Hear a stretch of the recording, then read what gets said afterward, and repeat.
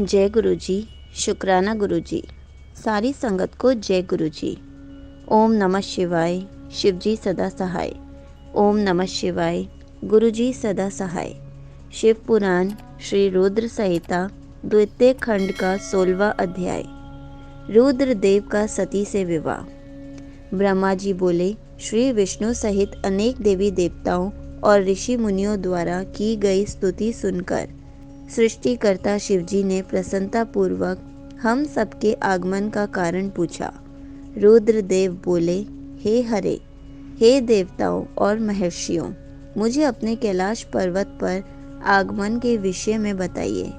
आप लोग यहाँ किस लिए आए हैं और आपको कौन सा कार्य है, कृपया मुझे बताइए।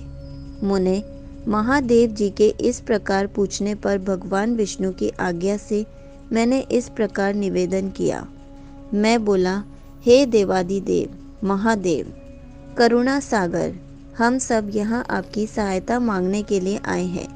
भगवान, हम तीन होते हुए भी एक हैं। सृष्टि के चक्र को नियमित तथा सुचारू रूप से चलाने के लिए हम एक दूसरे के सहयोगी की तरह कार्य करते हैं। हम एक दूसरे के सहायक हैं। हम तीनों के परस्पर सहयोग के फलस्वरूप ही जगत के सभी कार्य संपन्न होते हैं। महेश्वर, कुछ असुरों का वध आपके द्वारा, कुछ असुरों का वध मेरे द्वारा तथा कुछ असुरों का वध श्री हरि द्वारा निश्चित है। हे प्रभु, कुछ असुर आपके वीर्य द्वारा उत्पन्न पुत्र के द्वारा नष्ट होंगे। हे भगवान, आप घोर असुरों का विनाश कर जगत को स्वास्थ्य व अभय प्रदान करते हैं।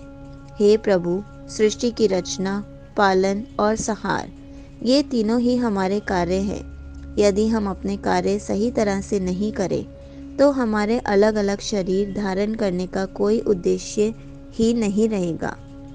हे देव, एक ही परमात्मा परमेश्वर तीन स्वरूपों में अभिव्यक्त हुए हैं। वास्तव में शिव स्वतंत्र है। वे लीला के उद्देश्य से सृष्टि का कार्य करते हैं। भगवान विष्णु उनके बाएं अंग से प्रकट हुए हैं। मैं ब्रह्मा उनके दाएं अंग से प्रकट हुआ हूँ। रुद्रदेव उनके हृदय से प्रकट हुए हैं, इसलिए वे ही भगवान शिव का पूर्ण रूप हैं। उनकी आज्ञा के अनुसार मैं सृष्टि की रचना और विष्णु जी जगत का पालन करते हैं। हम अपना कार्य करते हुए विवाह पर सप्तनीक हो गए हैं। अतः आप भी विश्व हित के लिए परम सुंदरी को पत्नी के रूप में ग्रहण करें। हे महेश्वर, पूर्व काल में आपने शिव रूप में हमें एक बात कही थी। आपने कहा था, मेरा एक अवतार तुम्हारे ललाट से होगा, जिसे रुद्र नाम से जाना जाएगा। तुम ब्रह्मा सृष्टिकर्ता होगे। भगवान विष्णु जगत का पालन करेंगे। मैं शिव सगुण रुद्र रूप संहार करने वाला होऊंगा। एक स्त्री के साथ विवाह करके लोक के कार्यों की सिद्धि करूंगा। हे महादेव, अब अपनी कही बात को पूरा कीजिए।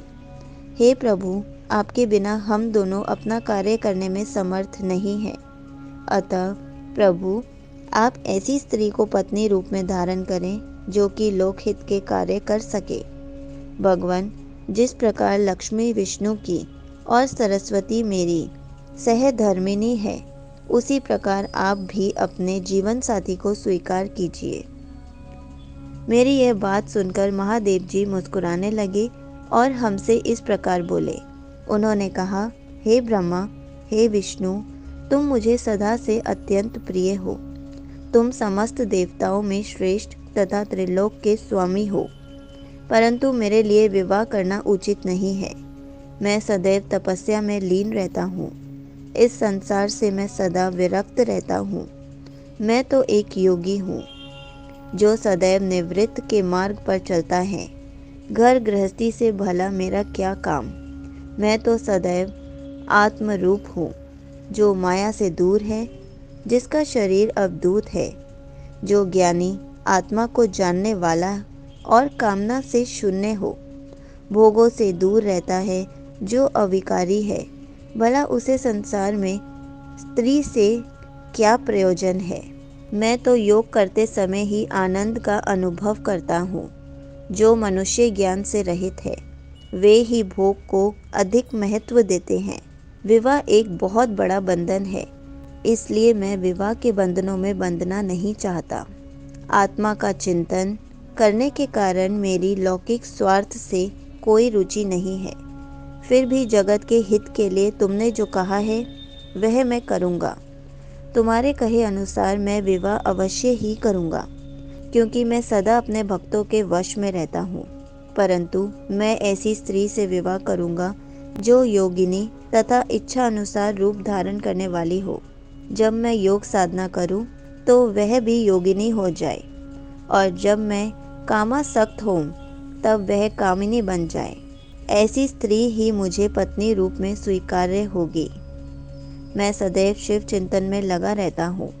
जो स्त्री मेरे चिंतन में विघ्न डालेगी वह जीवित नहीं रह सकेगी।